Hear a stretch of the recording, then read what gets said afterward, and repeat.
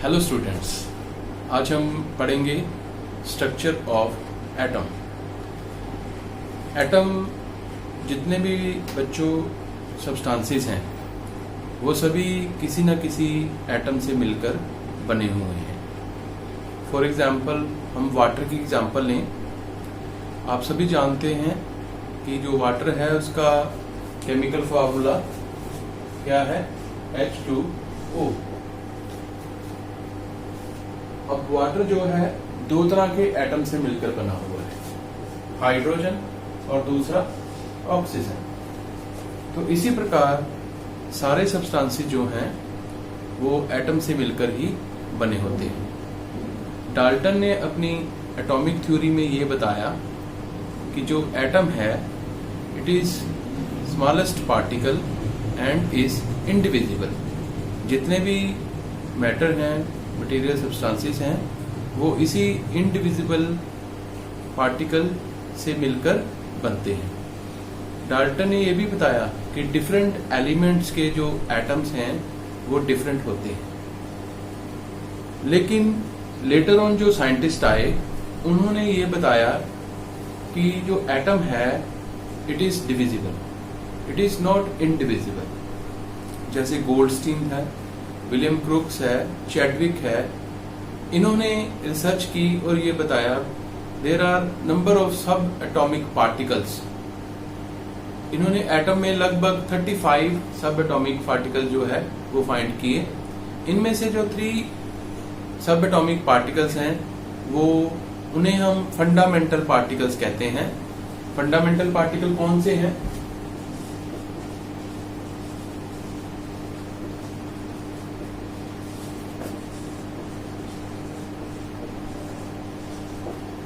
तीन fundamental particles हैं, electrons,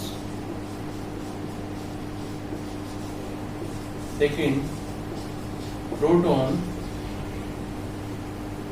and third neutron. अब एटम में ये कैसे अरेंज होते हैं, कैसे ये अपनी स्पेस लेते हैं, उसके बारे में आपको बताऊंगा। मान लें this is the structure of atom.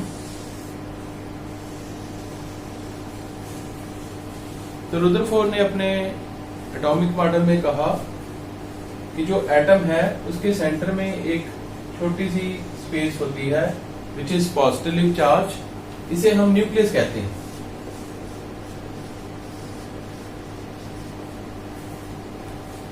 किसी भी एटम का न्यूक्लियस जो है वो पॉजिटिवली चार्ज होता है और उसमें 2 फंडामेंटल पार्टिकल्स होते हैं।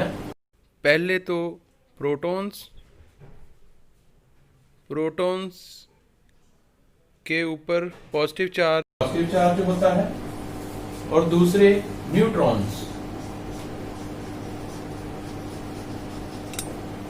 न्यूट्रॉन्स आर न्यूट्रल, इनके ऊपर कोई चार्ज नहीं होता है। न्यूक्लियस के चारों तरफ जो खाली स्पेस है उसे हम कहते हैं एक्स्ट्रा न्यूक्लियर स्पेस।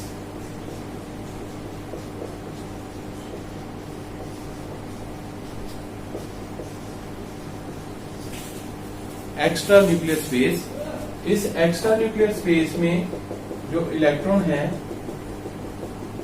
वो प्रेजेंट होते हैं and revolving around the nucleus. Electrons यहां पे प्रेजेंट होते हैं। ये इलेक्ट्रॉन ऐसे ही रिवॉल्व करते हैं न्यूक्लियस के चारों तरफ, जैसे कि सन के चारों तरफ प्लैनेट्स जो है रिवॉल्व करते हैं। So that's why these electrons are also called planetary electron.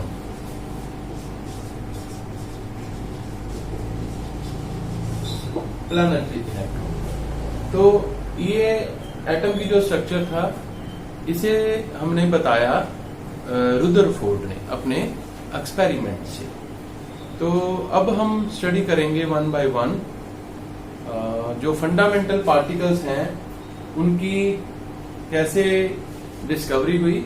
तो सबसे पहले हम स्टडी करते हैं discovery of electron.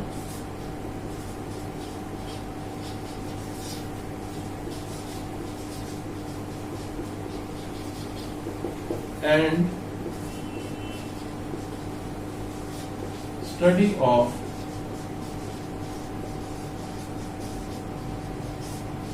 Cathode raise, discovery of electron and study of cathode rays. तो बच्चों, जो इलेक्ट्रॉन की डिस्कवरी थी वो सबसे पहले जे थॉमसन ने की। बहुत से साइंटिस्ट थे जो उस वक्त ये सब एटॉमिक पार्टिकल, फंडामेंटल पार्टिकल के ऊपर रिसर्च कर रहे थे। उनमें फैराडे थे, चैडविक थे, गोल्डस्टीन थे, जे थॉमसन थे। विलियम क्रुक्स ने डिस्चार्ज ट्यूब एक्सपेरिमेंट्स किए to find the study of electron and the cathode rays. Discharge tube experiment के बारे में स्टडी करते हैं। डिस्चार्ज ट्यूब एक्सपेरिमेंट जो थे विलियम क्रुक्स ने उस वक्त किए। विलियम क्रुक्स ने एक जो लॉन्ग ग्लास ट्यूब ली, विच वाज 60 सेंटीमीटर लॉन्ग। इस ग्लास ट्यूब में उन्होंने कोई भी गैस जो थी वो फिल की और इसको एक वैक्यूम पंप के साथ जोड़ा ताकि इसका प्रेशर जो है वो एडजस्ट किया जा सके। इसमें दो मेटल इलेक्ट्रोड्स लिए, एक एनोड और एक कैथोड। आपको बता दूं, एनोड किसे कहते हैं? जो बैटरी के हम पॉजिटिव टर्मिनल के साथ जोड़ते हैं उसे एनोड कहते हैं, और जो नेगेटिव टर्मिनल के साथ जोड़ते हैं उसे हम कैथोड कहते हैं। और वोल्टेज उन्होंने हाई वोल्टेज जो था इसमें अप्लाई किया, अप्रोक्सीमेटली 10,000 वोल्ट।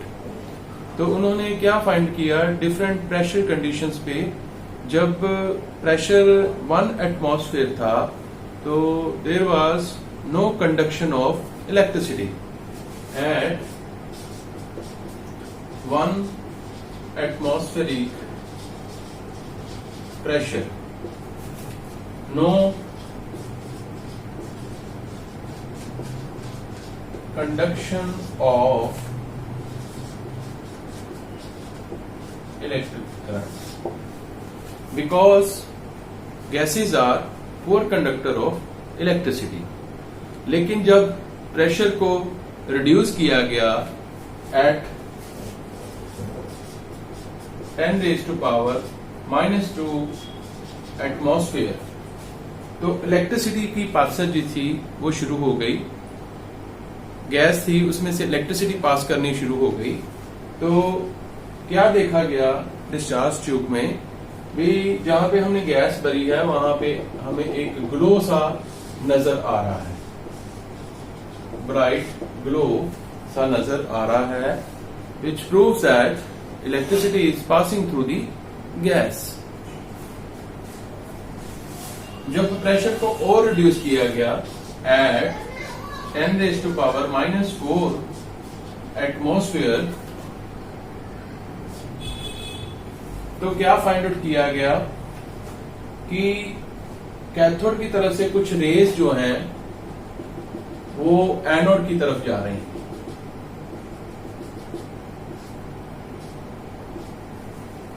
अब क्योंकि ये रेज तो इनविजिबल है, इनके बारे में पता कैसे चला भी ये रेज जो है एनोड की तरफ जा रही हैं? तो उसके लिए एनोड को परफोरेटेड लिया गया।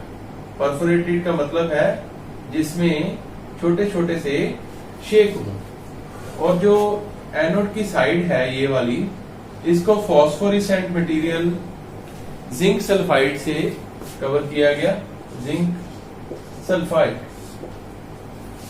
तो ये जो रेस थी परफोरेटेड एनोड से निकलकर जब यहाँ पे टकराई तो यहाँ पे जिंक सल्फाइड मटेरियल था जो ग्रीन लाइट एमिट करने लगा।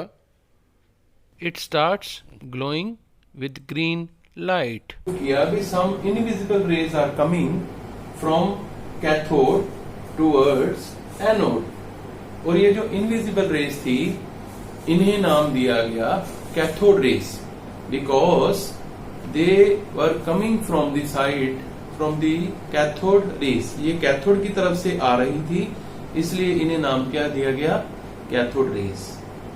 तो बच्चों, ये जो कैथोड रेज थी ये मटेरियल पार्टिकल से बनी हुई थी जिन्हें कहा गया इलेक्ट्रॉन्स। तो अब हम स्टडी करते हैं प्रॉपर्टीज ऑफ कैथोड रेज। तो फर्स्ट प्रॉपर्टी है cathode rays move in straight line.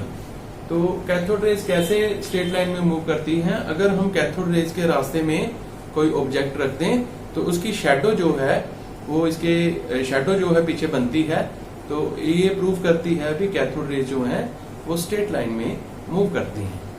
Second point, they are made up of material particles.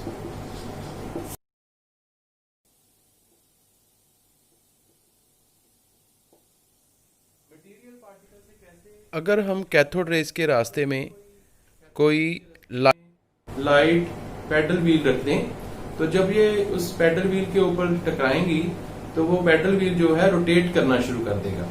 तो ये प्रूव करता है कि कैथोड रेज जो है मटेरियल पार्टिकल से मिलकर बनी होती है। तीसरा इसकी जो प्रॉपर्टी है, इफेक्ट ऑफ इलेक्ट्रिक फील्ड।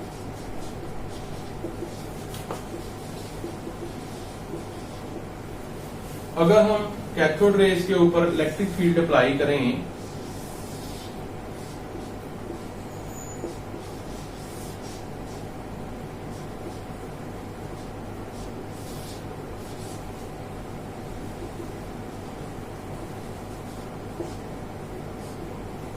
ये पॉजिटिव और ये नेगेटिव, तो ये जो कैथोड रेज हैं these will turn about the positive plate, ये पॉजिटिव प्लेट की तरफ टर्न हो जाएंगी। तो ये प्रूव करते हैं भी cathode rays are made up of negatively charge particles. तो इसी प्रकार हम इफेक्ट देख सकते हैं, effect of magnetic field.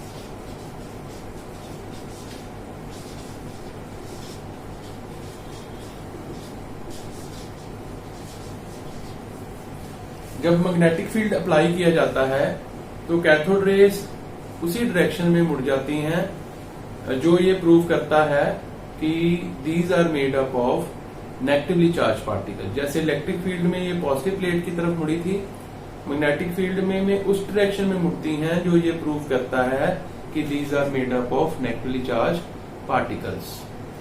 Next point है बच्चों fifth, penetrating effect.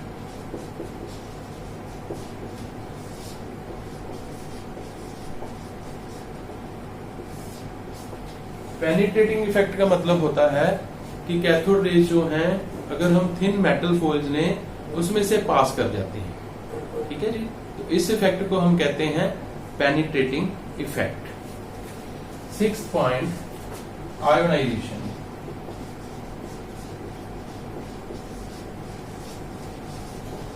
Of gases. Cathode rays को अगर हम गैस में से पास करते हैं तो ये गैस की आयोनाइजेशन कर देती है। आयोनाइजेशन कैसे करती हैं? मान लीजिए ये एटम्स हैं और जब ये कैथोड रेज इन एटम्स के ऊपर टकराती हैं तो इलेक्ट्रॉन्स को बाहर निकाल देती हैं, पीछे प्रोटॉन्स रह जाते हैं, न्यूट्रॉन्स रह जाते हैं, तो आयंस बन जाते हैं, positive ions and negative ions. तो इसे हम बच्चों कहते हैं आयोनाइजेशन ऑफ द इलेक्ट्रॉन।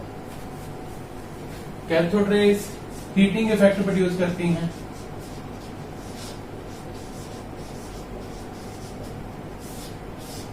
अगर कैथोड रेज को हम हैवी मेटल्स टंगस्टन है उसके ऊपर स्ट्राइक करते हैं तो ये हीटिंग इफेक्ट जो है वो पैदा करती है। इसके अलावा कैथोड रेज जो है फॉस्फोरेसेंट मटेरियल को इफेक्ट करती हैं, उनमें ग्लो जो है पैदा करती हैं। जैसा हमने डिस्चार्ज ट्यूब में पढ़ा था कि अगर ये फॉस्फोरेसेंट मटेरियल जिंक सल्फाइड जो है उसके ऊपर टकराती हैं तो ग्रीन ग्लो जो है वो पैदा करती हैं।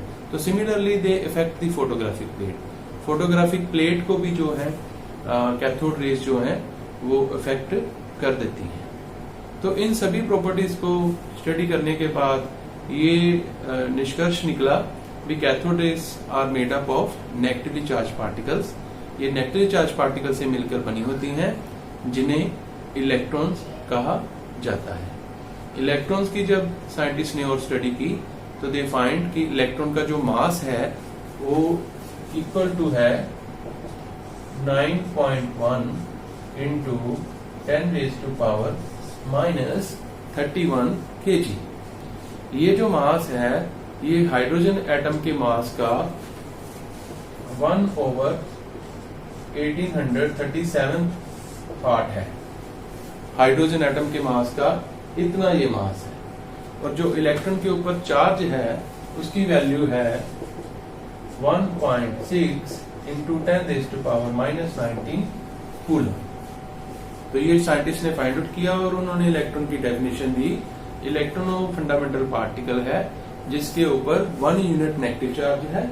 1 यूनिट नेगेटिव चार्ज किसके बराबर होता है? 1.6 इंटू 10⁻⁻19 कूलम, और उसका मास जो है 9.1 इंटू 10⁻⁻30 किलोग्राम है, जो कि हाइड्रोजन एटम का 1/1837 पार्ट होता है।